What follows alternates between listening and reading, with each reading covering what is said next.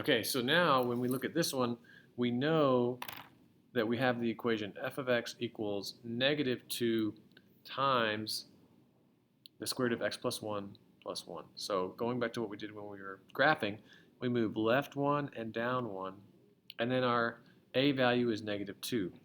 So we know when we move 1 to the right, now we're going to move down 2. When we go from the start, move 4 to the right rather than moving down 2, we're now going to move down 4. And when we move 9 to the right from the beginning to 8, we move down 6 because of that negative slope, the negative a value, which reflects it and stretches it. So our graph should look something like that. And we can see, all right, that opens down, and we know that just because it's negative. And we're going to have a maximum because it opens down, and our maximum value is at y equals negative 1. Our endpoint is at negative 1, negative 1.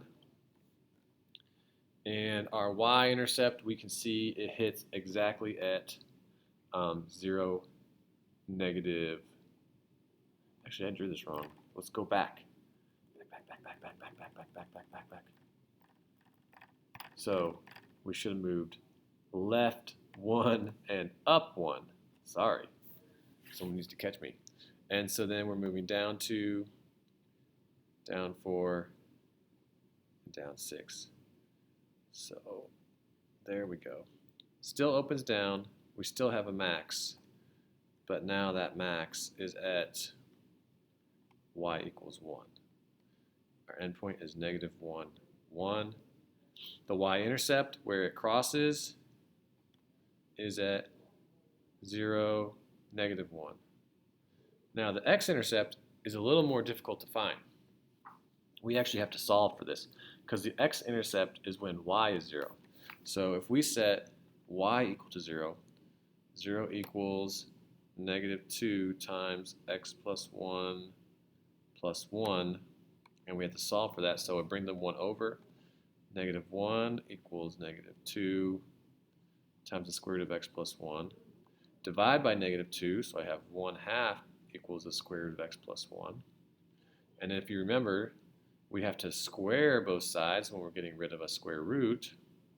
So that means 1/4 equals x plus 1, and then I subtract 1. So I end up with negative 3/4 equals x, which is our x-intercept. So that one was a little more difficult than what we've had so far.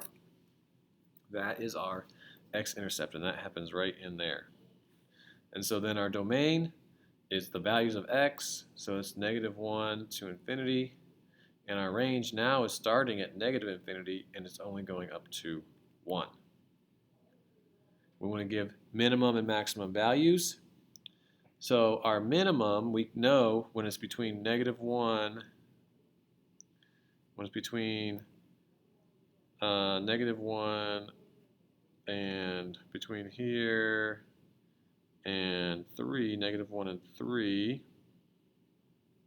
that our minimum value will be when x equals 3, and we can see that when x is 3, y is negative 3. Our maximum is at negative 1, and that's when x is, or y is 1. Now, between 5 and 8 on the second one, so we know the minimum is at 8, and at 8 we can see it's easily at negative 5. But now for the maximum, we're going to have to plug in 5 for our answer. So that means it's going to be negative 2 times the square root of 5 plus 1 plus 1. And so that just reduces to negative 2 times the square root of 6 plus 1.